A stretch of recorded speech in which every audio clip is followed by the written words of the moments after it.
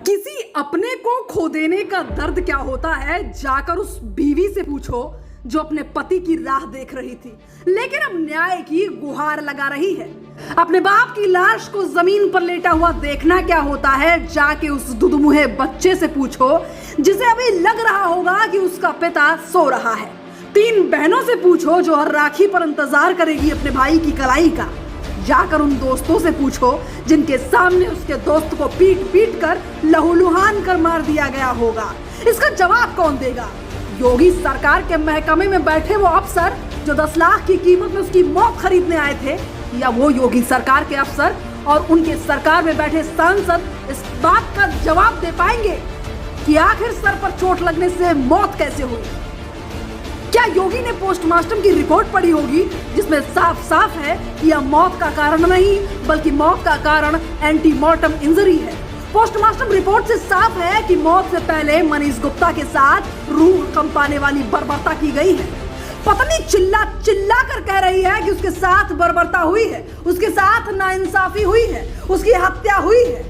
एक बेबस माँ अपने दुधमुहे बच्चे को गोद में उठाए अपने पति के मौत के जिम्मेदार लोगों के खिलाफ कार्रवाई करने के लिए मांग कर रही है।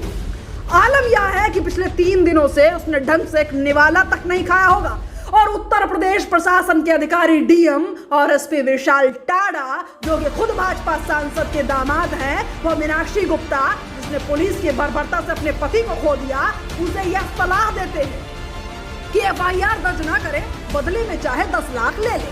यह मौत के सौदागर एक बेबस माँ से, एक बेबस बच्चे से, अपने भाई की प्रतीक्षा कर रही बहनों से उसकी मौत का सौदा कर रहे हैं। योगी सरकार के लिए सूरमा है, हैवानियत और दरिंदगी की वो मिसाल पेश कर रहे हैं जिसे हिटलर भी देख आज शर्मा जाए।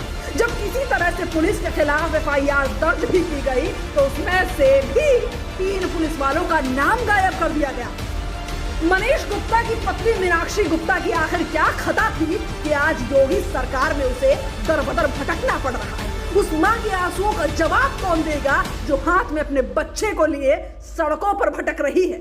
आंखों में गिर रहे आंसू चीख चीख कर बस यही पुकार कर रहे हैं कि उसे इंसाफ चाहिए, उसे इंसाफ चाहिए। एक दुधमुहा बच्चा अपनी मासूमियत लिए अपने पिता के आने की प्रतीक्षा कर रहा है, पर शायद उसे यह नहीं पता कि उसे उत्तर प्रदेश के मुख्यमंत्री ने ठोक दिया है, या यह कहे कि उत्तर प्रदेश के मुख्यमंत्री योगी आदित्यनाथ की पुलिस ने ठोक दिया है। खैर, जो सार्वजनिक तौर पर ठोकने की भाषा पर यकीन रखता हो, उसकी पुलिस और उसकी पुलिस व्यवस्था से आप बेहतर की उम्मीद कैसे कर सकते हैं?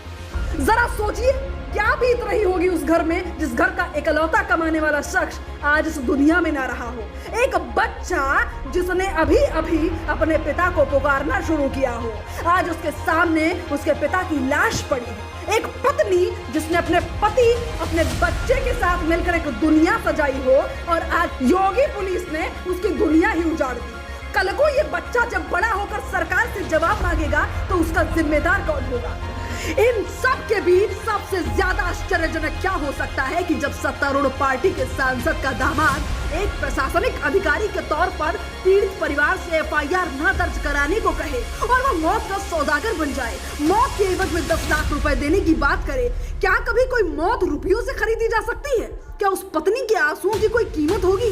क्या दुधमुहे बच्चे के भविष्य की कोई कीमत होगी जो आज उसका सौदा करने पहुंचे थे? क्या उस पत्नी को इंसाफ मिलेगा जिसका पति घर से बाहर तो गया था अपनी गाड़ी से, लेकिन चलकर घर वापस आया 4 कंधों पर? क्या घर से निकलते वक्त उसे अंदाजा होगा कि यह पहली बार आखिरी बार होगा? यह पहली बार नहीं है, इससे पहले भी हाथरस की बर्बरता सामने आई थी। वही उन्नाव में कुलदीप सिंह नाम का भाजपा विधायक एक गुड़िया की जिंदगी तबाह कर देता है। कभी कुछ हैवान मिलकर एक बच्ची को अपनी दरिंदगी का शिकार बनाते हैं तो कभी खुद रक्षक ही भक्षक बन जाते हैं।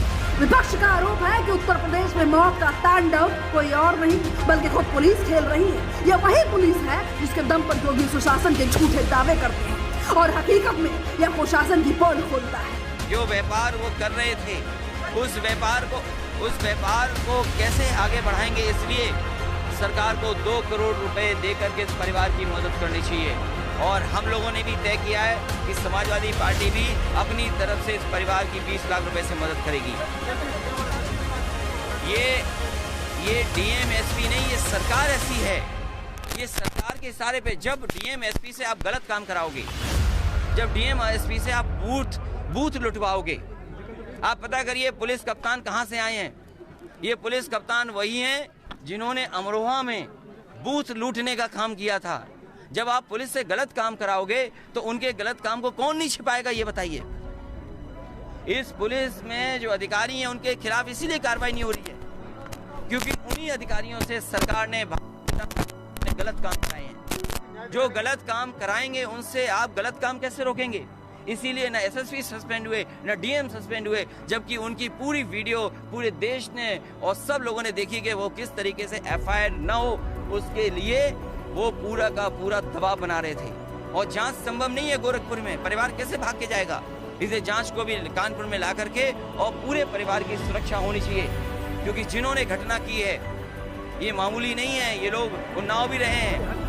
मुझे जानकारी मिली है उन्नाव में भी करके इस तरह की घटनाएं हुई हैं, गोरखपुर में भी घटनाएं हुई हैं। इसलिए जब तक परिवार की सुरक्षा नहीं होगी तक मुश्किल है। सिटिंग जज वो मॉनिटर करें, चाहे सीबीआई जांच हो, क्योंकि परिवार ने सीबीआई जांच मांगी है।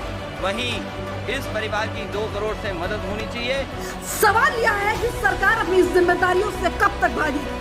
सांत्वना और सरकारी नौकरी ऑफर करने वाली योगी सरकार क्या मीनाक्षी को उसका पति वापस दे सकती है? क्या वह बहनों को उनके भाई की कलाई वापस दे सकती है? क्या उस दुधुए बच्चे को उसका पिता वापस दे सकती है? अगर नहीं तो आखिर मौत का सौदा करने के लिए 10 लाख देने वाले कौन होते हैं? योगी सरकार में अपराध के आंकड़े सिर्फ अपराधी ही नहीं करते बल्कि पुलिस की बर्बरता और खुद योगी सरकार में बैठे मंत्रियों का काला चिट्ठा है।